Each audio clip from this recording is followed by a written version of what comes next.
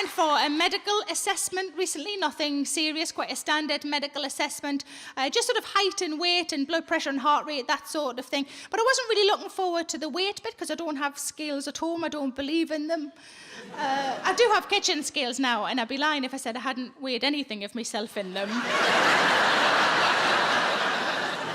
Left one's heavier, interesting.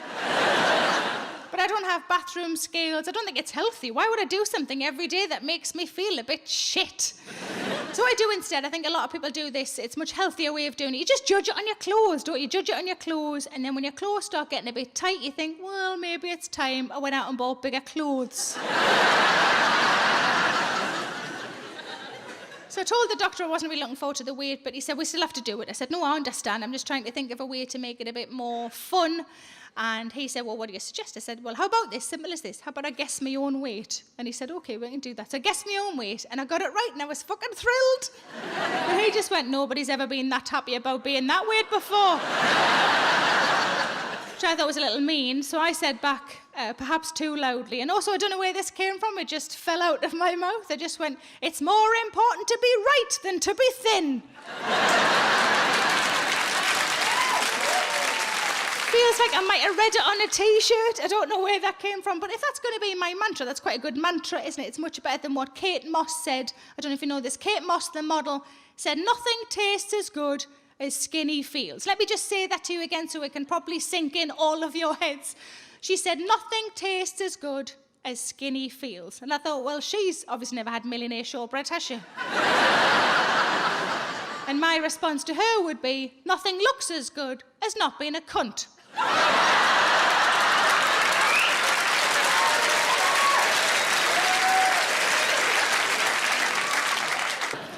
But I live on my own. Give us a woo if you live on your own.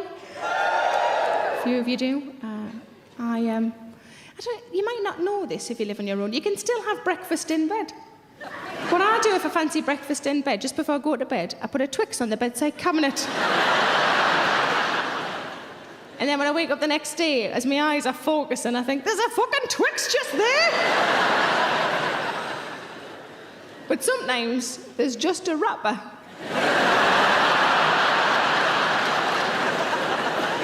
I've obviously got up for a wee in the night, haven't I?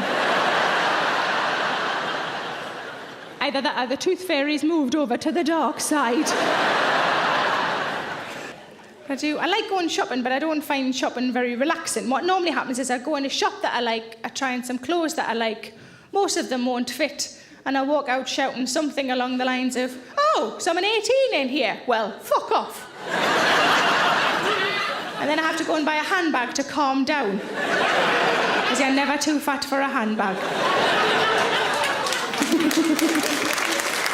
Although these days they've got those ones that have just got the short straps and they just go right under your arm. I think it's just a matter of time before I have to get buttered out of a handbag.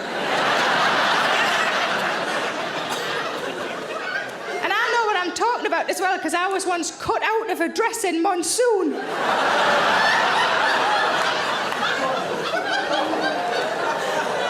That wasn't my favourite day. The lady said, I'll just go and get the scissors. Why are you crying? Because I'm going to have to wear this dress for the rest of my natural life and I don't even know if I fucking like it. I stopped buying women's magazines. About 6 months ago, I stopped buying women's magazines because it feels like there's nothing in there for me. I might as well be buying a magazine about yachts. There's just nothing in there for me. Why would I buy anything where the only time I ever see anybody who looks a bit like me is underneath the word before?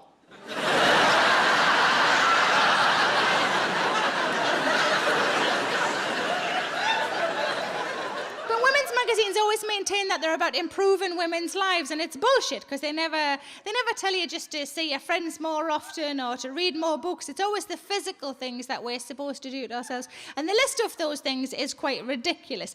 You can have your eyebrows waxed, your eyelashes tinted, your skin darkened, your teeth lightened, manicures, pedicures, cleansed, tone and moisturised. I'm 38, I've cleansed, I've moisturised. I've no idea what toning actually is. Does anybody give us a woo if you do? A few of you. Does anybody want to shout out what it is? No. I'll woo, but I'm not explaining it to her. like makeup. I like wearing makeup. I like wearing it on stage. I like wearing it if I go out somewhere nice. But I don't think I need to wear it all the time. And I don't think I look weird if I don't have any on. I still don't really understand why I paint over naturally rosy cheeks to then apply rosy cheeks. Like, hair removal is a whole subject all on its own, isn't it? There's so many different ways, especially as women, that we can remove our hair. You can wax, you can shave, you can pluck, you can epilate. My sister had laser treatment, which is supposed to be permanent. She had it to her underarms. It was quite painful and quite expensive. And after 2 months, the whole lot just grew back in. Which is terrible, but does go some way to explaining why James Bond was always so nonchalant when a laser was aimed at his cock and balls. Come back in a couple of months, man, I'll be champion. Realised I've made James Bond a Geordie. Maybe that's the future. Few cheers for a James Bond that's Geordie, how nice. But according to women's magazines, there are only 2 options for hair down there for women. One of my friends said to me recently, she said, you know why women are supposed to have hair down there, don't you? And I said, is it like your nose, so you don't get muck up it?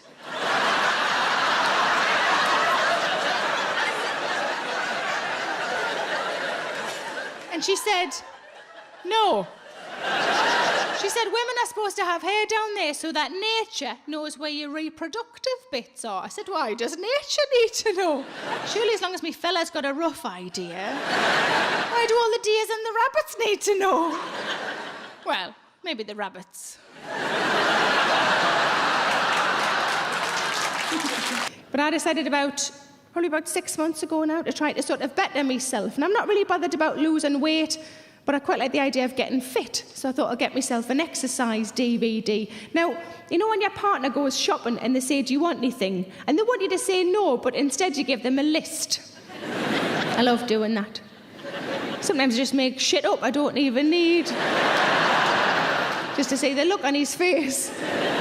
He looks at the list, he goes, what's the difference between a tangerine and a satsuma? It's a test. So I said, could you get us an exercise DVD, please? Just a basic one, like a bog standard, like a beginner's guide. And he said, no problem. And he came home with Davina's Buff Your Abs.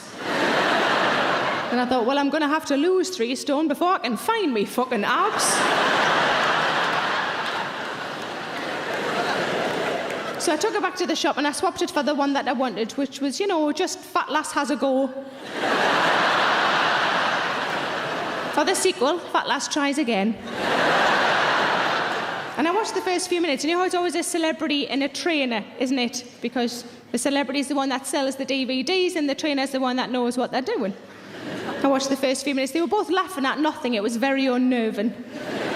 And the trainer said to the celebrity,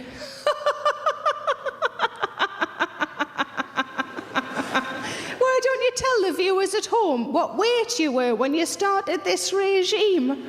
And the celebrity went, when I started this regime, I was 10 stone.